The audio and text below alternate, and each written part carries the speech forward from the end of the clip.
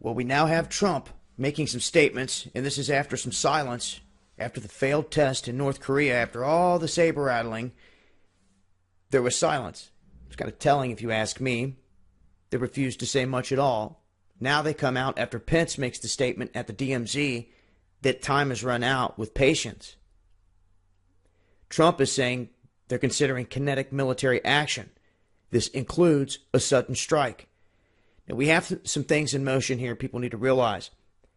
We have the first armada that Trump sent out there that is due to be where they're sending it by the 25th. So it's not in direct position. It's not where it wants to be, I guess, where it's going to sit and float for some time. We have two other aircraft carriers that have been deployed to the region. So we're going to have an armada for real. We're going to have 3 big vessels out there, along with all the other vessels, the subs. We're going to have a lot entering the Sea of Japan. We have China and Russia now tracking our armada, keeping an eye on what's happening. And, of course, North Korea with their same old saber rattling as well, that they will send out a blistering attack if they're hit, threatening South Korea, Japan. Talked about Japan before, the situation they're in. And with China here, Trump has been hoping that China would take the lead role in doing something. But it's becoming more and more obvious, especially with North Korea just announcing they're going to continue these tests on a weekly basis. Weekly, monthly basis. The U.S. is going to strike them.